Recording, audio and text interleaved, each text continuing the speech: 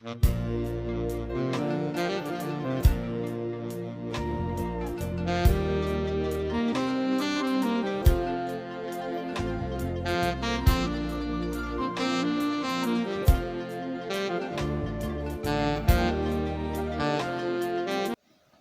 jirtu barattoota. Baga garaa chaanaalii keenyatti nagaan dhuftan. Akkuma beekamu chaanaaliin kun haaraadha. Barnoota haasawaa afaan Ingiliffaa gara afaan Oromootti akkasumas qubeewwan afaan Oromoo sirreessanii barreessuu irratti kan hojjetudha. Egaa guyyaa har'aa barnoota qubee sirreessii afaan Oromooti kan waliin barannu. Afaan Oromoo keessatti qubee sirreessuun iddoo guddaa qaba. Barattoota kutaa 12 baratanii akkasuma yuunivarsiitii osoo baratanuu qubee sirreessuu kan hin dandeenye hedduudha. Lakkoofsan danuudha jechuudha. Garuu afaan Oromoo keessatti qubee sirreessuun keessattuu barattoota joornaalizimii baratan yookaan waa barreessuu irratti kitaaba yaa ta'uu wantoota garaagaraa barruuleewwan garaagaraa katabuu irratti xiyyeeffataniif baay'ee barbaachisaadha. Afaan Oromoo sirreessanii barreessuun tokko barattoota mana kompiitaraa barataniif yookaan barattoota namoota mana kompiitaraa hojjetaniif baay'ee murteessaadha. Akkasumas hojii uummachuu keessatti fakkeenyaaf kitaabota garaagaraa gulaaluu, sirreessuu isaan kana keessatti namoonni qubee sirreessanii barreessuu danda'an danuudha. Qubee sirreessanii qubeewwan afaan Oromoo sirreessanii barreessuun hojii namaaf uumuu ni danda'a. Fakkeenyaaf namoonni kitaaba barreessan hedduun isaanii namoota qubee afaan Oromoo sirreessanii barreessuu danda'an bira geessaniitu maallaqa hedduu kaffalanii fi akka sirreessaniif taasisu. Kanaaf qubee afaan Oromoo sirreessanii barreessuu keessatti shoora guddaa kan qabu chaanaalii kanadha. Kanaaf sabiskiraayib gochuun eegalaa. Kallattumaan gara barnoota keenya.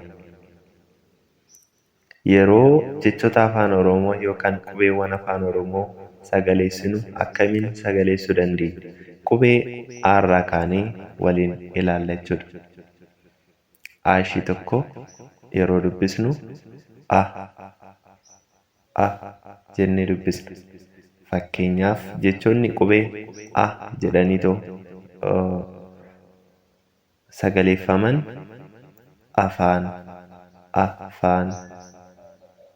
afaan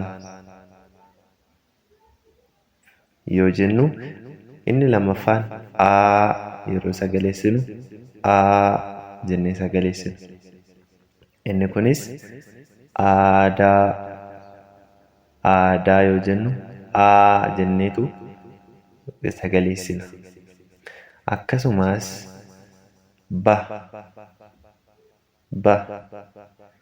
fakkeenyaaf baddaa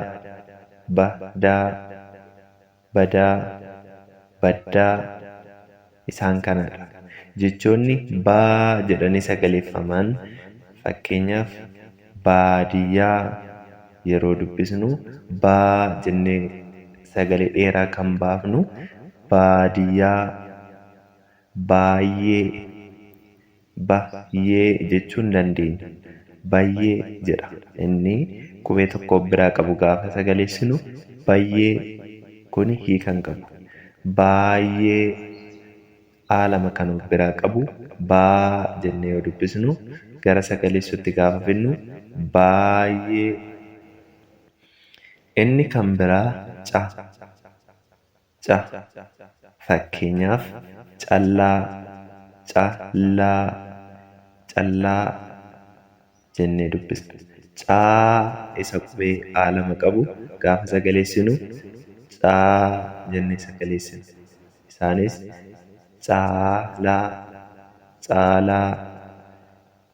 caalaa isa fi lama qabu callaa otoo jennee hin ta'u. Caallaa ta'a waan ta'eef callaan ta'u. Kanaaf gaafa sagaleessinu dheeressuu fi gabaabsuu irratti isa qubee lama qabu hanga barbaanne dheeressuu dandeenya. Hanga barbaanne caalaa yoo jenne hin dandeenya jechuudha. Garuu isa qubee tokko qabu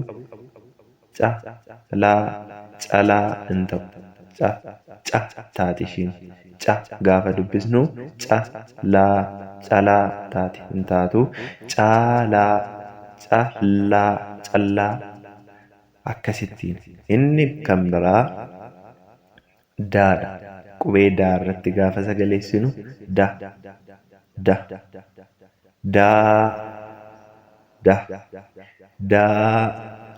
gaafa sagaleessinu akkasiin. Isa A lama qabu hanga barbaanne dheeressuu dandeenya. Isa A tokko qabu garuu qofa jenna. Akka qubee daa gaafa dubbisnu daa jennu sana jenna. Kanaaf daa A lama qabu daabee jechuu dandeenya. Daabee, daamaraa,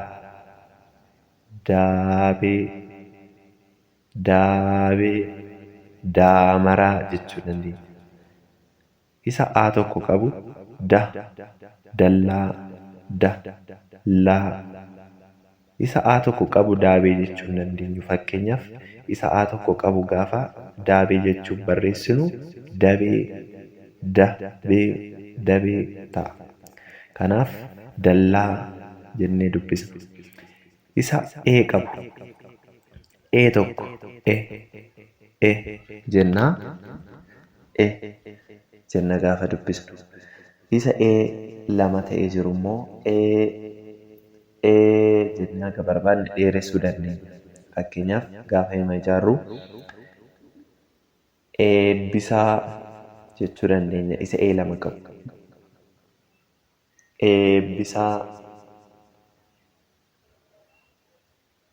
Eebbisaa jechuu dandeenya. Isa tokko qabu qofa jennee dubbisnaa. Jechoota isa wal qabatan fakkeenya yeroo biraas ni fudhaa. Faatti ceenaa. Isa A lama qabu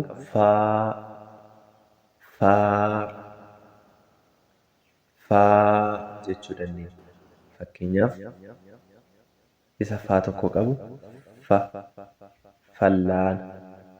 fallaana. Isa A lama qabu sana fallaana jechuu hin dandeenyu. Faallaan gaafa dubbisnu faa jenna waan ta'eef faallaan ta'a. Kanaaf inni hin ta'u. Isa faa tokko qabu fal'aana ta'a jechuudha. Inni faa fi A lama qabu faayidaa,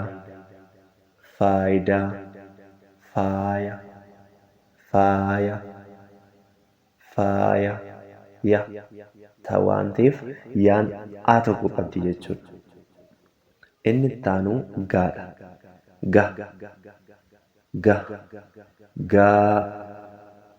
Gaa jenna gaafa sagaleessinu. Fakkeenyaaf gammachuu,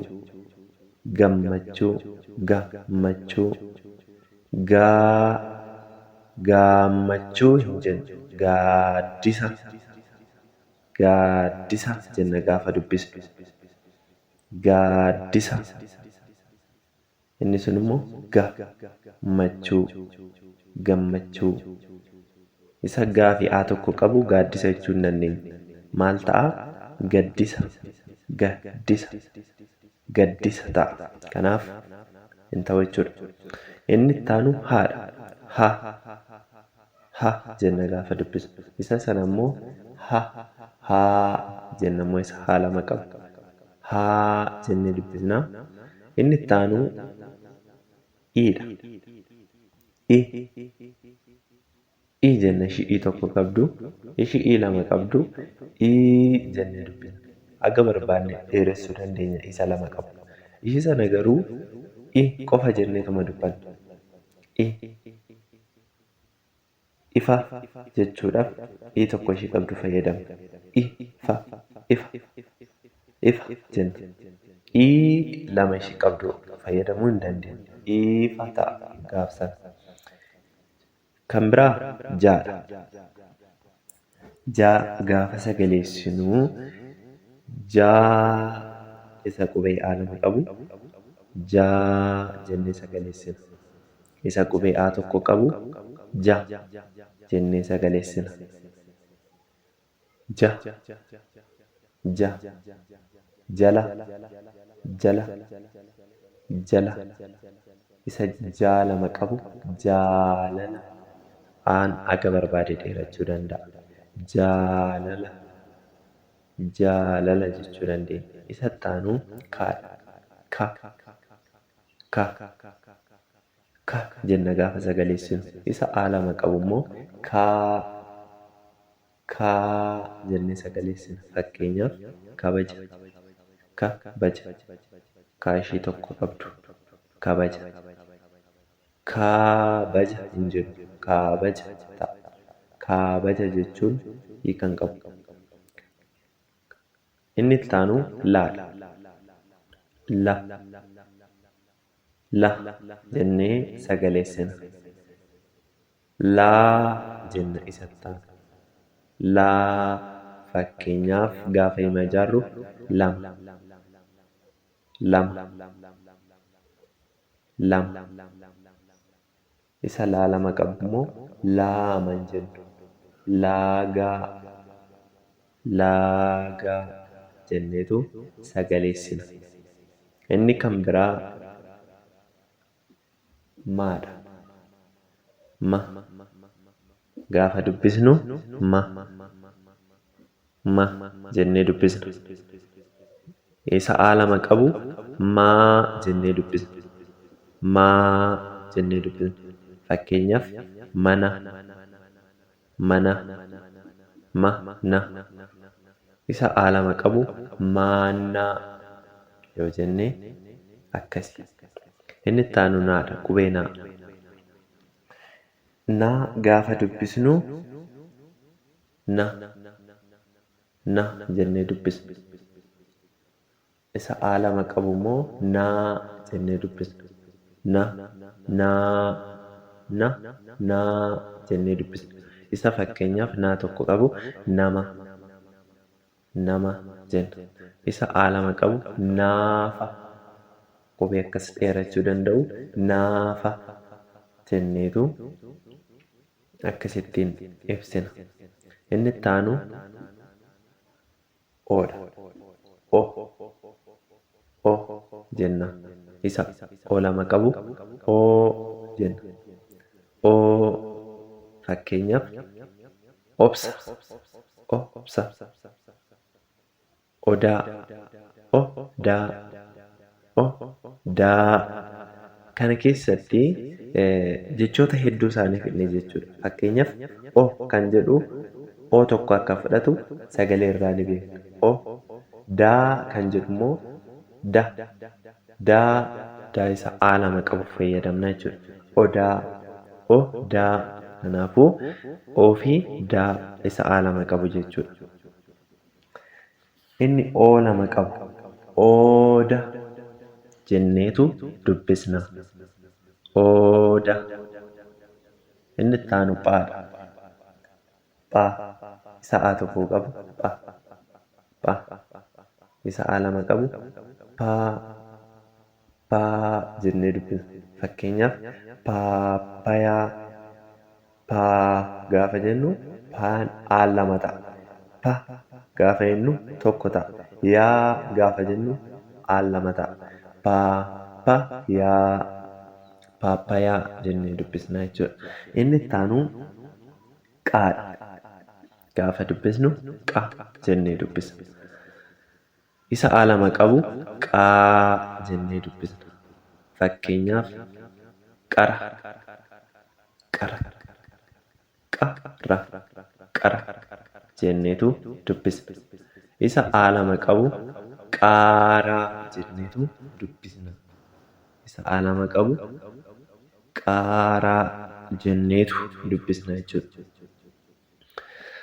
Kan biraa ra jenna. Ra gaaf sagaleessinu ra. Isa A lama qabu raa jenneetu sagaleessina. Fakkeenyaaf rafi, rafi, rafi, rafi, Rafe. Fe. Eenis tokko fe. Raafuu gaafa jennu raafuu fu fuu fu fuu faa fi uun lama jechuudha. Faa uu.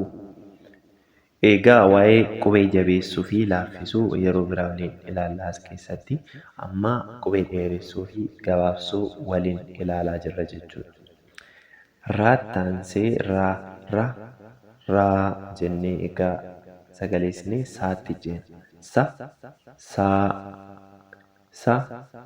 Saa fakkeenyaaf sa'a.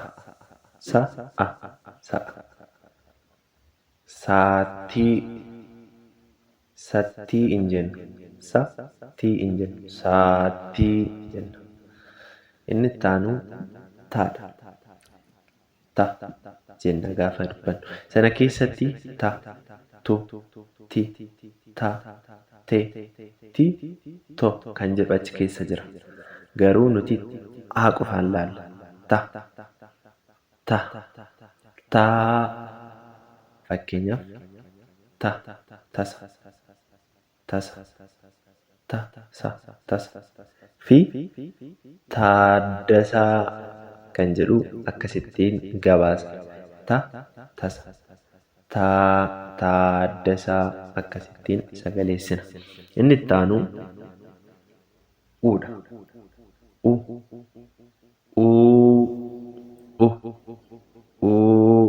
Jenna. Fakkeenyaaf ulee kan jedhuu fi lee kan jedhu akkasittiin sagaleessina.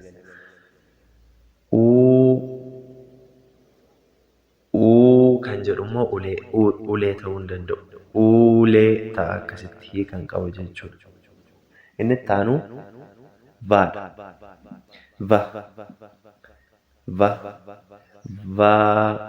Fakkeenyaaf vaatii kan jedhu.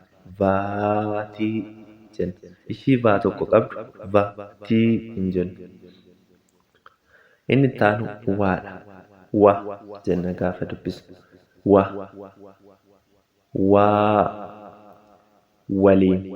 Waliin.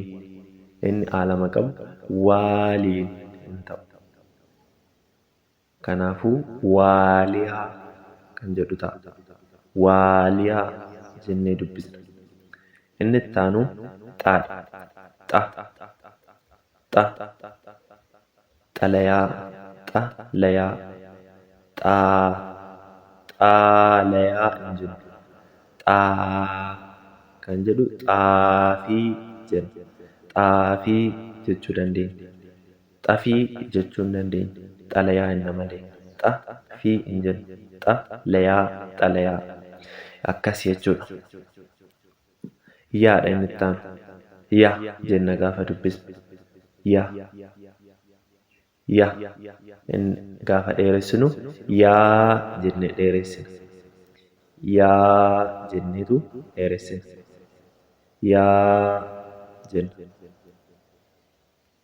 Yaayyoo jechuu dandeenya. Bosona yaayyoo. Yaayyoo jenna. Yaada jechuu dandeenya. Inni itti aanu zaadha.